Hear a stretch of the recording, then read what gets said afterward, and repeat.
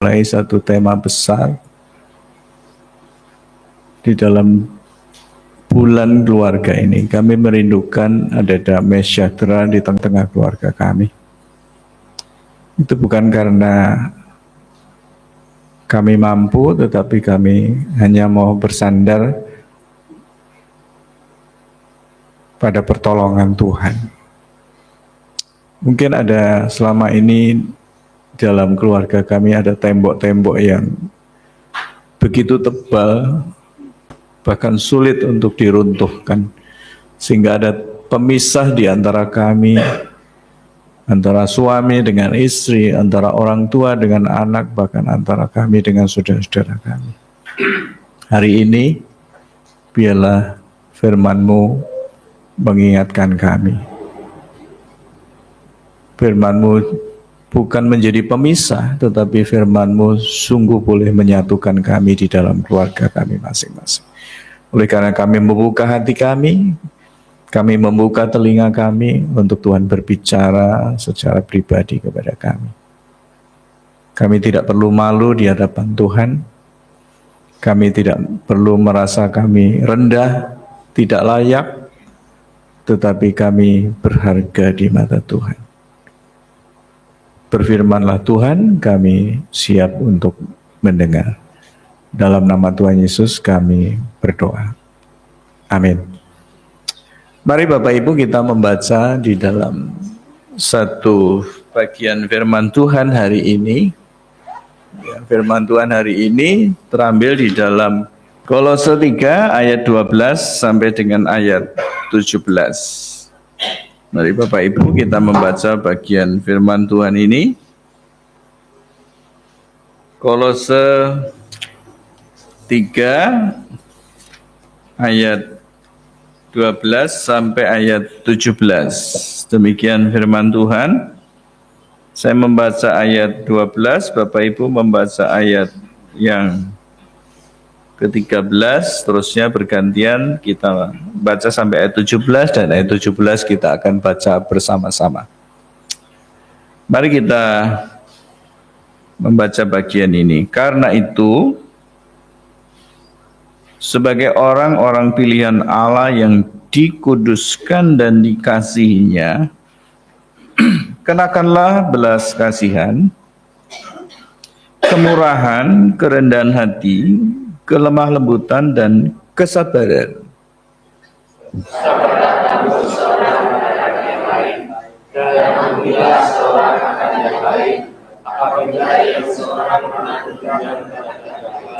Sama seperti Tuhan telah memilihkanmu. Dan di atas semuanya itu, kenakanlah kasih sebagai pengikat yang mempersatukan dan menyempurnakan.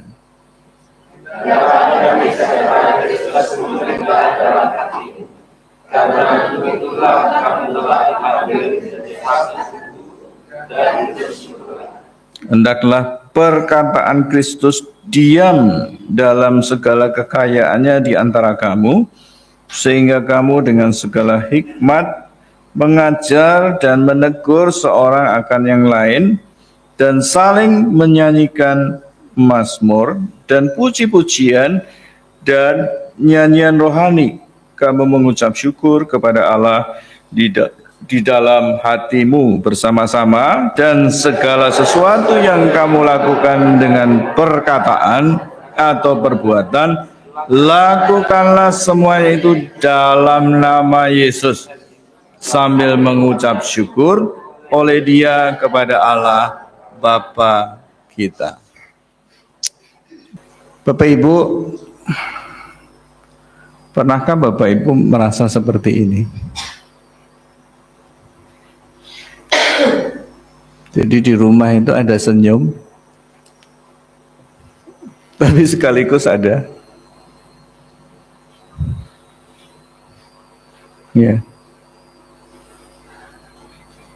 Kenapa rumah kadang tidak lagi damai?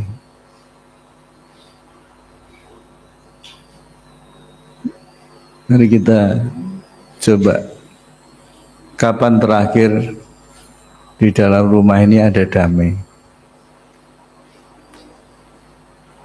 Mungkin tidak sampai terjadi masalah yang besar. Kapan terakhir kita bicara dengan orang-orang di rumah? Bicara dengan suami, bicara dengan istri, bicara dengan anak, bicara dengan orang tua. Mari kita baca sama-sama.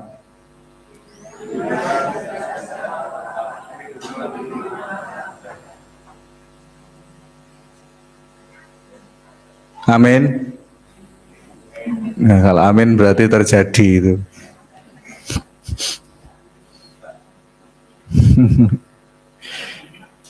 Di luar kita bisa tahu sampai kekel-kekel karo kancane ya. Jagongan, wah kita bisa sampai tertawa sampai nangis-nangis gitu ya. Saking senengnya gitu ya. Tapi di rumah tiba-tiba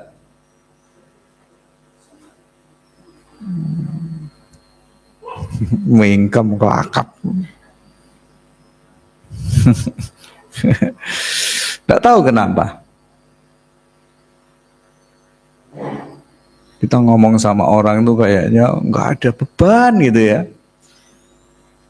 Belum sampai masuk rumah, di pintu gerbang itu kita sudah rasanya, wah, langsung mendungnya itu langsung bukan mendung putih, gelap.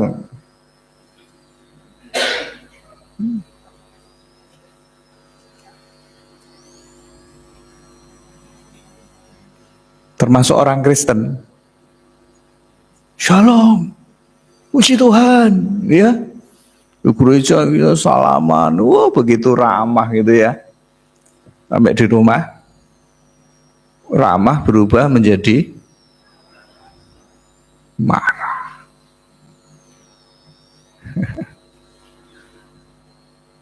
Ya, saya harap ketika kita membaca dua kalimat ini tidak menambah ketegangan ya. Justru kita menyadari, oh ternyata saya nggak sendiri ya. Ternyata yang ada di ruang ini semua sama ngalami gitu ya. Jadi jangan merasa kita ini bergumul sendiri, Bapak Ibu. Udah, termasuk saya gitu ya. Sama Bu Dwi ini, wah.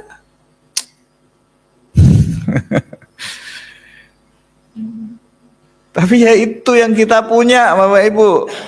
Ya, ketika kita pulang istri kita yaitu, suami kita yaitu, anak kita yaitu gitu ya. Orang tuaku yaitu, nggak bisa diganti. Jangan pernah berharap diganti, kalau diganti masalahnya tambah besar. Bukan tambah baik. Ya. Ya, jadi Bapak Ibu,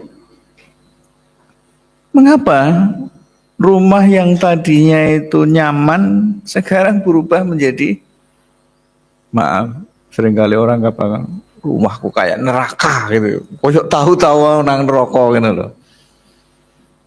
Padahal belum pernah ke neraka loh. Kok bisa-bisanya ngomong kayak neraka itu loh.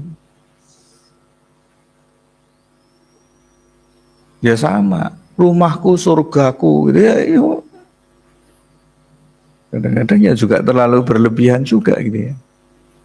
Ya memang di dalam keluarga itu ada masalah, ada konflik, ada pertengkaran, ada kesalahpahaman. Itu dialami semua keluarga. Yang menjadi persoalan itu bukan karena siapa saya, siapa orang-orang di dalam keluarga saya, bukan itu. Mungkin ini yang terjadi. Kita baca sama-sama. Mungkin karena Kristus belum sungguh menjadi pusat rumah kita. Yang menjadi pusat rumah kita itu ego kita masing-masing. Suami bertahan dengan dirinya sendiri, istri bertahan dengan dirinya sendiri, orang tua bertahan dengan dirinya sendiri, anak-anak juga ngotot dengan pendapatnya sendiri. Gitu. Bapak Ibu, kenapa sih orang bertengkar? Minggu lalu saya sudah sampaikan atau di ibadah keluarga kemarin itu. Karena nggak terima gitu loh. Merasa tidak dihargai. Bapak Ibu minta harga berapa? 2 juta cukup? Atau mungkin 2 miliar? Atau 1 triliun? Cukup? Tidak, Bapak Ibu.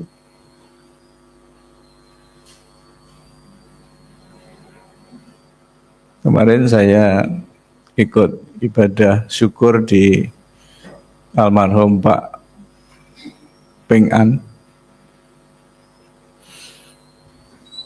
Hamba Tuhan yang menyampaikan itu katakan apa? Wong Kristen itu kuat apa kemarin? Kuat melarat, tapi enggak kuat berkat.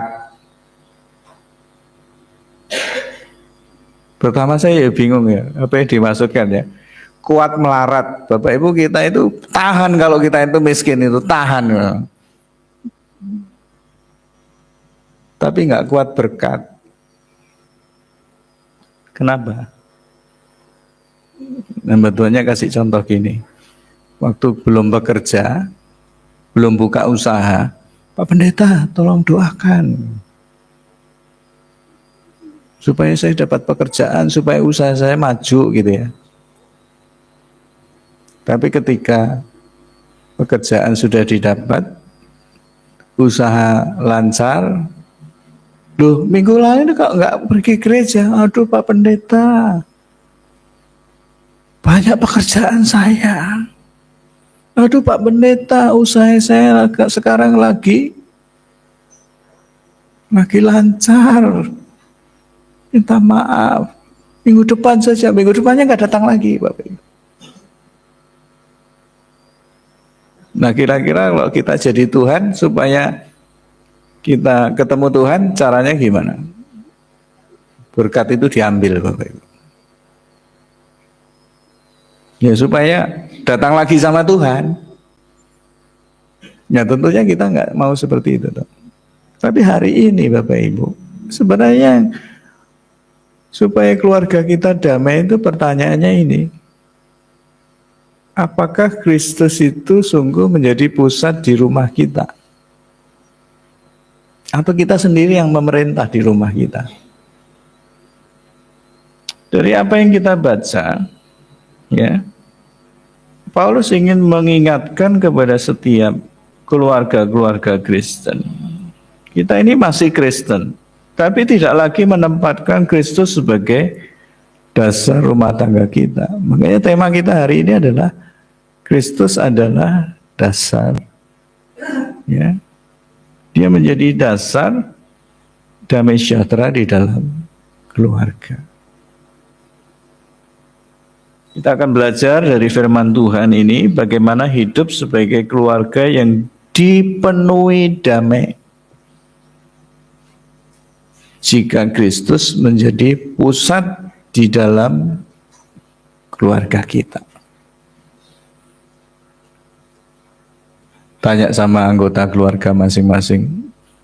Dalam keluarga Kristus, dalam keluarga Kristen, keluarga kita, Kristus ada di mana ya?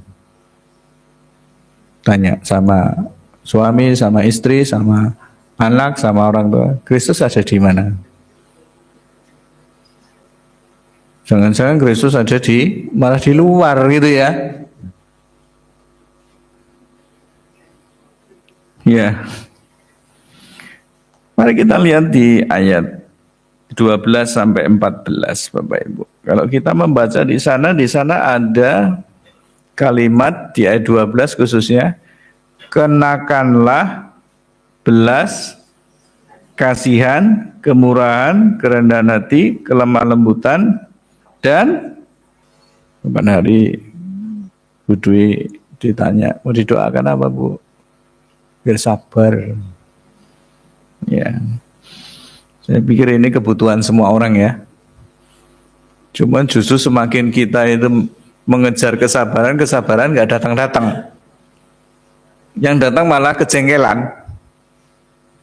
Ya, saya itu mau belajar sabar. Tapi yang datang bukan orang sabar, orang yang menjengkelkan. Hanya jika Kristus jadi pusat keluarga, kita bisa hidup dalam kasih, saling mengampuni, dan mengalami damai sejahtera. Nah, poin yang pertama yang kita mau belajar, pakai bukan disimpan. Bapak Ibu di rumah punya almari tak? Kalaupun nggak punya almari pasti punya tempat untuk gantung baju gitu ya, gantung pakaian. Pernah Bapak Ibu berpikir, wis eman-eman aja dijupuk iku pakaiane iku. Saya kira kalau kita ini mau pergi kemana, mau ada acara apa, itu sudah otomatis ya. Memakai baju itu sudah otomatis. Nah, kata mengenakan di sini itu sama dengan kita itu mengenakan pakaian. Jadi tidak perlu disuruh-suruh gitu loh. Jadi sebenarnya ada sesuatu yang sengaja dilakukan. Baju itu harus dipakai, bukan cuma disimpan di almari. Jadi jangan tunggu timingnya gitu ya. Timingnya nggak datang-datang Bapak Ibu. Tunggu waktu yang tepat, nggak tepat terus itu. Ya seperti kita pakai baju, Bapak Ibu, nggak nunggu waktu yang tepat ya. Misalnya maaf Bapak Ibu keluar dari kamar mandi gitu ya, belum waktunya pakai baju, gitu, enggak loh. Sudah otomatis ya keluar kamar mandi pakai baju. Bapak Ibu mau keluar sampai di depan sana selembongan anduk terus ini. Nanti orang di depan sana malah berpikir jangan-jangan salah ini. Mimpi apa tadi malam ini? Ya. Jadi seperti pakai baju itu sesuatu yang tidak perlu dipersoalkan gitu loh. Nah makanya di sini yang dipakai apa? Begitu juga dengan kasih, sabar, rendah hati dan semuanya tadi disebut di ayat 12 itu. Kasih dan semua karakter itu harus dipakai Bapak Ibu. Artinya sengaja dipakai. Jangan tunggu saat yang tepat, saatnya nggak tepat-tepat itu loh. Bapak Ibu kita sering sabar di luar rumah ya. Ya Pak ya.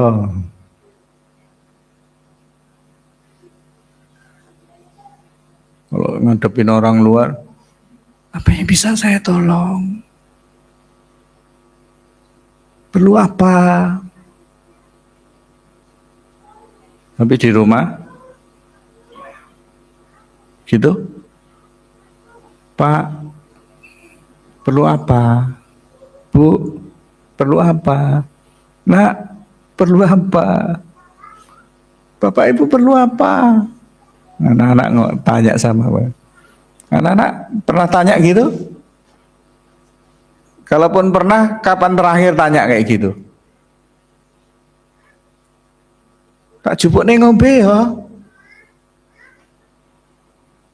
Ya, anak-anak sekolah minggu pernah nanya sama Bapak Ibu, tak jupuk nih ngombe ya? Pernah? Kenapa? Wis iso jupuk dhewe ya.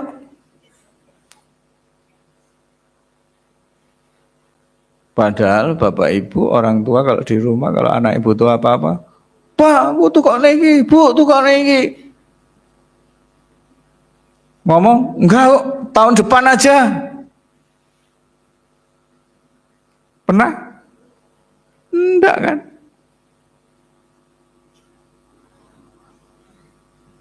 Jadi kasih dan karakter Kristus itu harus kita pakai setiap hari.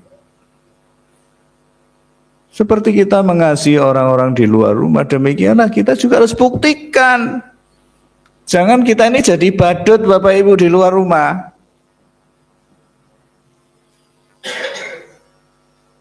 Jangan sampai saya ini jadi tukang sulap di mimbar,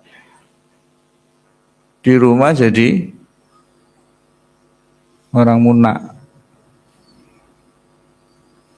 Ya. Kenapa kita di rumah bisa mudah marah, Bapak Ibu? Kalau di luar rumah kita begitu ramah, begitu sabar, karena kita belum memakai kasih Kristus di rumah kita. Ingat, kasih Kristus itu apa? Kasih yang memberi.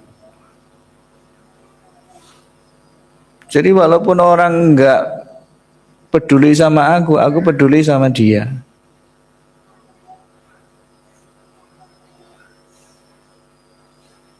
Kasih yang tidak mencari keuntungan diri sendiri.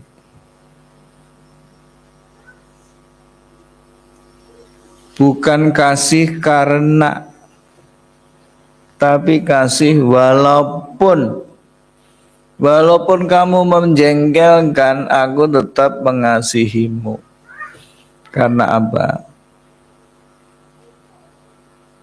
Kalau kita lihat hari-hari kita, hari-hari yang kita jalani, kira-kira kalau Tuhan lihat kita ini, kita menjengkelkan nggak?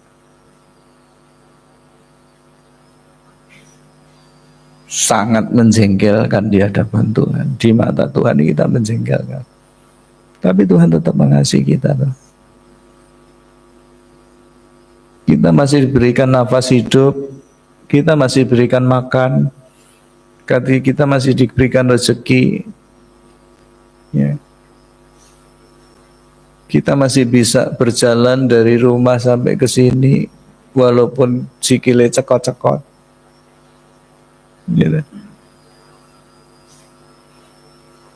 Karena apa? Damai itu adalah anugerah Tuhan, diberikan oleh Tuhan. Makanya kita harus mengenakan kasih Kristus. Kalau Paulus mengatakan sabarlah, ampunilah sama seperti Tuhan telah mengampuni kamu, Kristus sudah mengampuni kita. Padahal kita ini keras kepala loh Bapak Ibu. Dalam satu hari Tuhan bicara sama kita berapa kali? Berapa kali? Mungkin sering kali Bapak Ibu, berkali-kali, tapi telinga kita tertutup untuk mendengar suara Tuhan. Tapi kalau kita bicara sama Tuhan, tidak putus-putus Bapak Ibu. Maka sekarang kita pun dipanggil untuk mengampuni pasangan kita, anak kita, orang tua kita. Dan ini tantangan juga bagi saya sama Bu Dwi juga. Orang-orang di rumah menyakiti kita, menjengkelkan kita, sakit rasanya. Tapi hari ini firman Tuhan katakan, ampuni mereka, sabarlah, karena Tuhan sudah melakukannya untuk kita. Di ayat 14 Rasul Paulus mengatakan, kenakanlah kasih sebagai pengikat. Bapak Ibu, kalau kita mau di dalam keluarga kita ini, satu yang bisa mengikat itu hanya kasih Kristus. Kalau setiap anggota keluarga itu melepaskan egonya masing-masing, saya percaya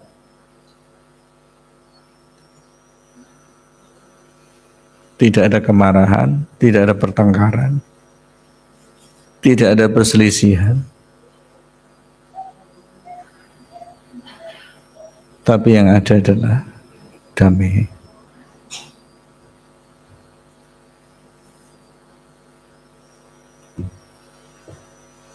Jadi harus dipakai Bapak Ibu ya. Dia adalah pengikat. Supaya keluarga ini tidak berantakan Bapak Ibu. Kalau pengikatnya ini dilepas, maka itu akan, yang diikat itu akan berantakan Bapak Ibu. Dan pengikat yang paling kuat itu adalah kasih Kristus. Nah itulah pakaian rohani kita. Alasannya cuma satu. Kita mengampuni karena Kristus sudah mengampuni kita. Bukan karena dia baik sama saya, bukan karena dia perhatian sama saya, tapi Kristus sudah baik sama saya.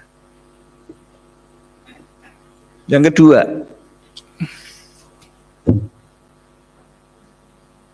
kita mau pilih yang mana? Kita mau damai, kita harus tinggalkan ego kita. Kita turunkan ego kita. Damai datang saat Kristus itu yang menjadi pemutus. Maksudnya apa? Penentu. Makanya di ayat 15 dikatakan apa? Hendaklah damai sejahtera Kristus memerintah di dalam hatimu. Saya nggak terlalu paham sepak bola.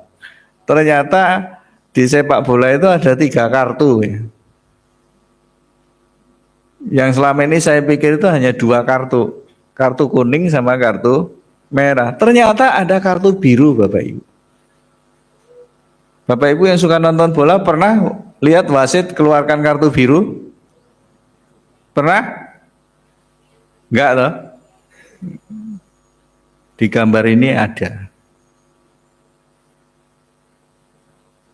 Berarti ada kartu biru yang selama ini kita tidak pernah tahu. Bahkan kita tidak pernah lihat wasit itu keluarkan kartu biru gitu ya. Nah, kartu kuning berarti peringatan loh. Kartu merah dikeluarkan dari arena dan tidak boleh diganti. Otomatis kesebelasannya berkurang. Semakin banyak kartu merah dikeluarkan, personilnya semakin banyak berkurang dan kekalahan itu sudah di depan mata. Kalau kartu kuning langsung diganti pemainnya. Ya jadi Bapak Ibu, kata memerintah artinya jadi penentu atau jadi wasit. Siapa yang menentukan siapa yang menang? Itu bukan pemainnya Bapak Ibu, yaitu wasitnya. Kalau wasit ini katakan apa? Grup A itu menang, grup B nggak boleh protes. Walaupun sekarang ini banyak yang protes ya. Tapi kalau sudah ditetapkan ini menang ya kamu kalah. Atau sebaliknya juga gitu. Jadi wasit itu punya kuasa.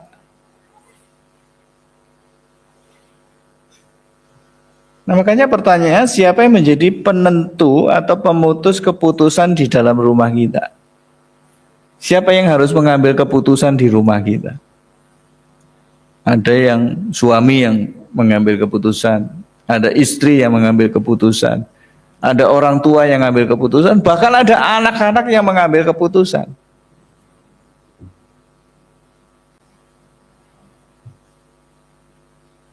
Siapa yang jadi penentu keputusan di dalam rumah kita? Ego kita atau Tuhan Yesus?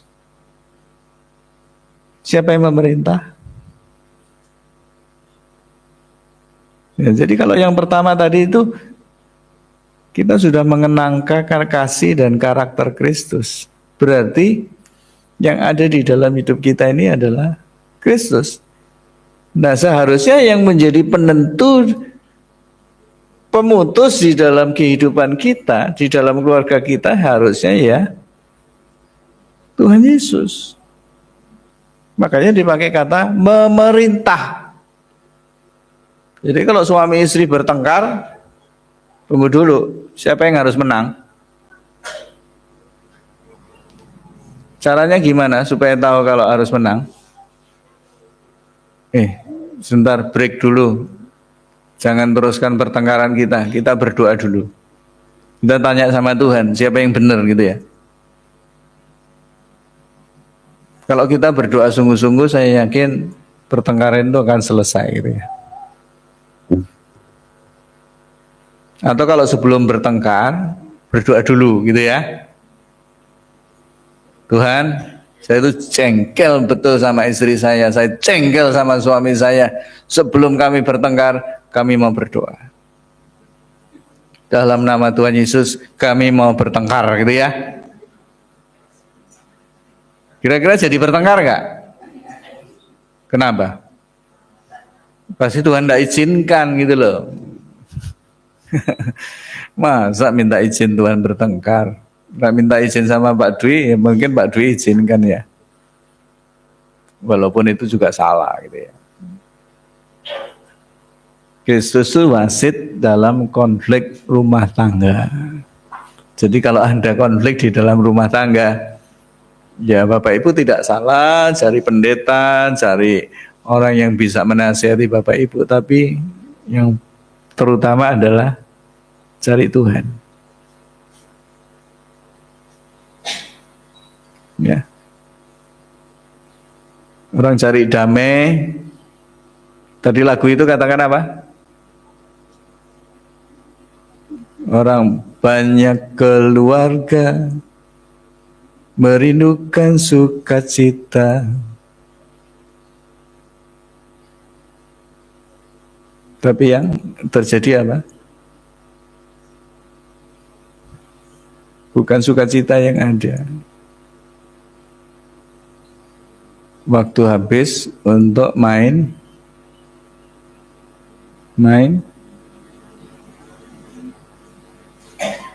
medsos ya. Katanya media sosial. Orang harus bersosialisasi. Yang jauh jadi dekat, yang dekat jadi jauh. Itu sebenarnya ya tergantung kita gitu ya. Siapa yang menyelesaikan konflik di dalam rumah kita, tangga kita? Kristus. Pilih damai, bukan merasa paling benar. Karena tidak ada seorang pun yang benar. Itu ngotot ya. Saya ini yang benar, kamu salah. Apakah memang kita sungguh-sungguh benar? Orang Jawa itu seringkali bilang apa? Sok keladuk gitu ya. Keladuk itu apa? Itu sama dengan orang ngomong tapi nggak mikir gitu loh. Nah, orang anak muda bilang apa? Apa? Asbun, asal bunyi.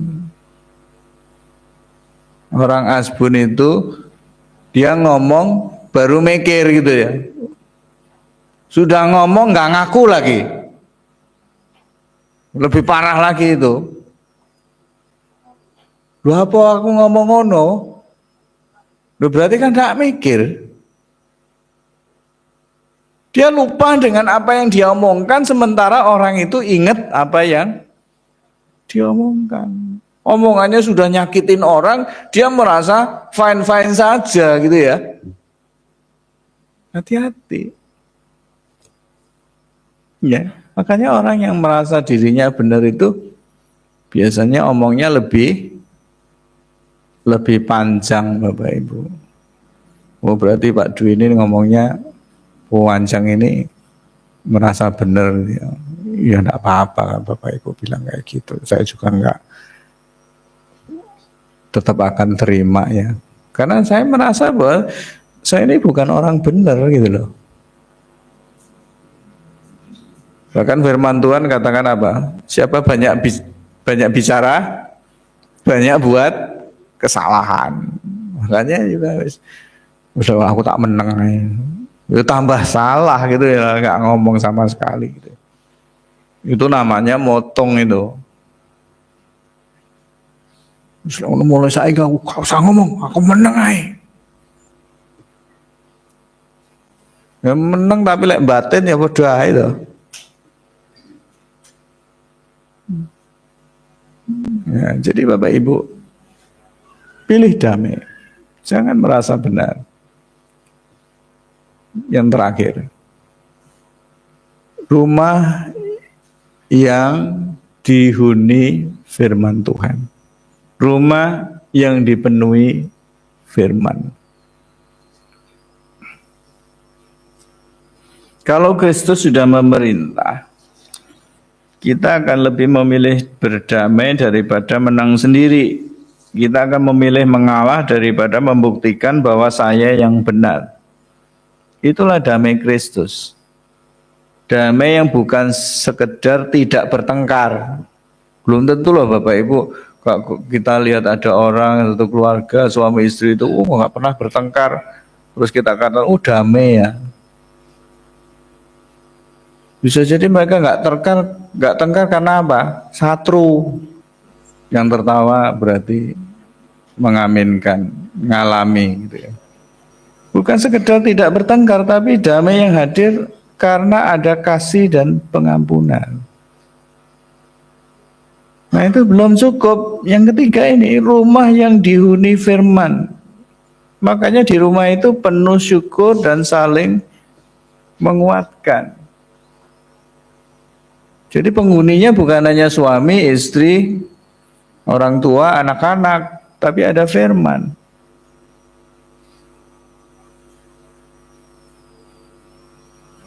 Paling enggak satu ayat dibacakan di dalam rumah itu.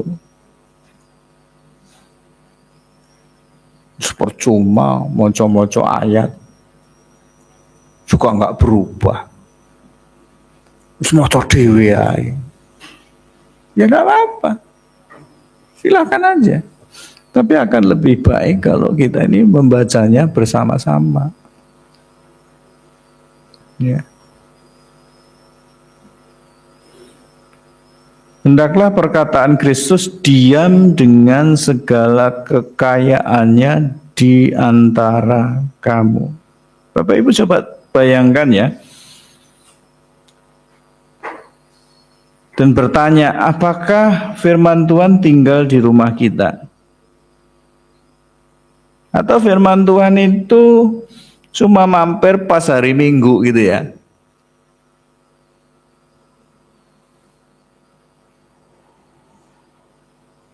Itu pun yang ada di layar gitu ya. Kalau firman Tuhan tinggal, rumah kita akan penuh dengan apa tadi di ayat 16 itu. Pertama apa? Rumah itu penuh dengan nyanyian Mazmur. Tanya sama keluarganya Mas Ibi, kapan terakhir kita nyanyi gitu. Jangan begini. Akhir-akhir ini kamu nyanyi terus. Tahu maksudnya? Dikit-dikit nyanyi, dikit-dikit nyanyi. Padahal nyanyinya bukan memuji Tuhan, nyanyinya itu jengkel gitu ya. Tapi bisa jadi nyanyiannya nyanyian rohani gitu ya. Tapi dinyanyikan dengan kejengkelan Bapak Ibu, dengan kemarahan. Malam kalau kami mau tidur itu kami doa, sebelum doa sama Ilong itu, Budu ini mesti nyanyikan satu lagu yang membuat Ilong itu tidak bisa tahan gitu ya. Apa lagunya? Kekuatan Dan di hidupku hilang, ini udah ketawa ini. Apalagi tadi malamnya mau doa ini wisan mungkin lebih dari setengah jam ketawa saja itu. Wis alami tak doa. Lah iya kowe didoane apa long? Wis tak doa, wis gak usah takon-takon. Loh, ya apa sih? Mau didoakan lo nggak boleh takon. Nggak boleh nanya gitu ya. Wis salah, wis selak bengi gitu selak.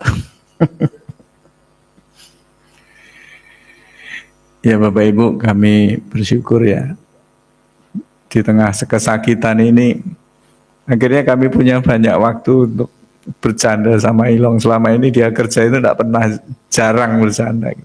Mungkin saya khususnya ya. Kalau Bu Dwi mungkin lebih cair gitu ya. Dan saya melihat ada sesuatu yang baik gitu ya. Jadi kesakitan itu tidak selalu bencana Bapak Ibu. Karena ada berkat di sana gitu ya. Ya. Firman itu harus memenuhi rumah kita. Karena ketika firman itu ada di dalam rumah kita, maka akan ada nyanyian, ucapan syukur, kita saling menguatkan.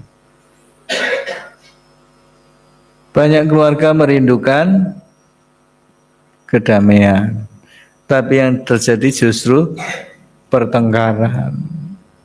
Doa bersama sudah mulai ditinggalkan, apalagi bagi pengalaman sudah tidak dilakukan. Dulu kami punya kebiasaan ketika anak-anak masih kecil dia, apa yang menyenangkan hari ini gitu ya. Sekarang sudah tidak ada lagi ya. Apa yang menjengkelkan hari ini gitu ya, kan cerita gitu. Anak-anak cerita, wah hari ini aku senang ini. Apa yang menjengkelkan? Papi mami marah sama Uling sama Ilong. Hanya cerita-cerita biasa gitu. Apa yang menyenangkan hari ini? Apa yang menjengkelkan hari ini? Karena apa? Kita ini bukan ahli kebatinan Bapak Ibu ya. Kita nggak tahu isi hati, termasuk orang-orang di dalam rumah kita. Kalau kita nggak ngomong gitu loh. Gitu. Kita harus ngomong.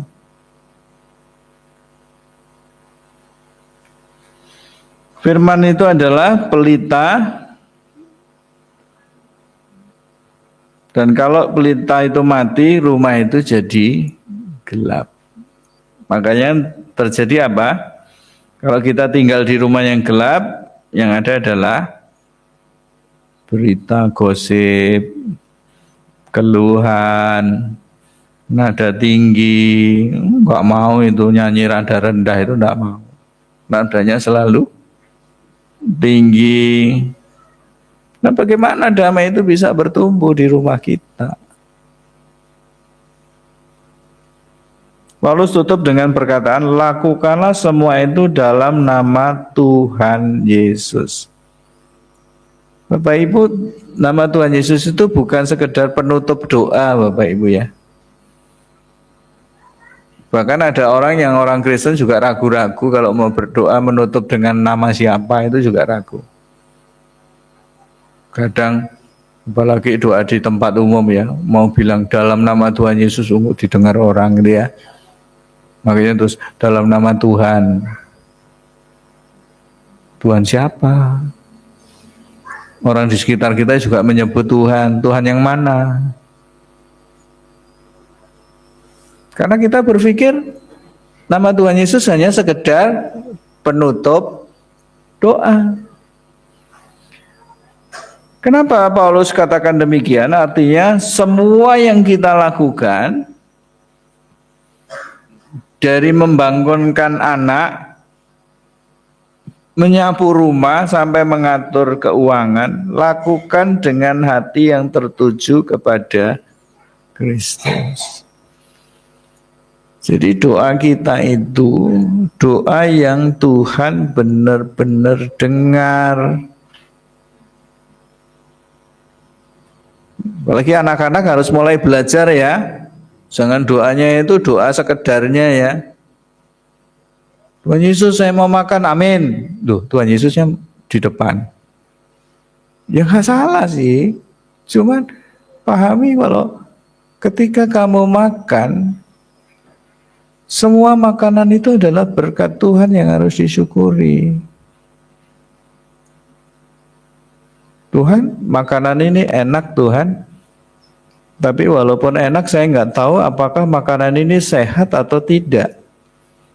Tuhan, tolong berkati makanan ini, sucikan makanan ini supaya ketika saya makan saya nggak sakit. Boleh nggak doa kayak gitu, anak-anak? Biasanya kalau doa makan gimana? Atau malah nggak berdoa? Makanya kalau sakit perut jangan salahkan Tuhan. Ya. Termasuk Bapak Ibu kita yang sudah dewasa atau tua, kita makan harus lebih berhati-hati. Nah, supaya kita tahu, supaya makanan itu menyehatkan kita, ya kita berdoa gitu ya. Doa itu bukan laporan Bapak Ibu. Selamat pagi Tuhan, selamat siang Tuhan, selamat sore. Ya nggak apa-apa sih. Tapi kalau itu sekedar laporan, kita harus menyadari bahwa apa yang kita lakukan itu kita lakukan dengan hati yang tertuju kepada Tuhan. Oleh karena itu kita tidak butuh rumah besar Bapak Ibu untuk merasakan damai. Selain lek ngresiki yo kesel Bapak Ibu. Rumah gede-gede lek ngresiki kesel. Rumah kecil aja yo kesel juga gitu. Ya. Kita hanya butuh Kristus jadi pusat dalam rumah kita. Oleh karena itu mari kita mengambil tekad di dalam hati kita. Saya mau mulai mengenakan apa tadi? Kasih, kesabaran, pengampunan. Bukan hanya saat saya kuat, tetapi karena Kristus lebih dulu mengasihi saya. Ada 3 tekad kita. 1, mari kita baca, mengenakan kasih, sabar, dan pengampunan. 2,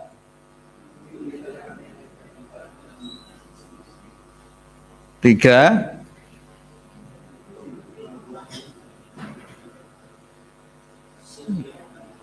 setiap hari ya. Makanya kita boleh pulang setelah ini dan mulai lagi dengan mengenakan kasih, memilih damai, memberi ruang kepada firman Tuhan. Mari kita berdoa. Tuhan Yesus, ampuni kami karena sering menjalani hidup keluarga tanpa Engkau di tengahnya. Kami minta kasih-Mu memenuhi hati kami, agar kami bisa sabar, kami mampu mengampuni dan mengasihi seperti Engkau. Jadikan rumah kami tempat di mana damai Kristus tinggal dan firman-Mu hidup. Mulai hari ini kami mau menempatkan Engkau sebagai dasar rumah tangga kami. Dalam nama Tuhan Yesus kami berdoa. Amin.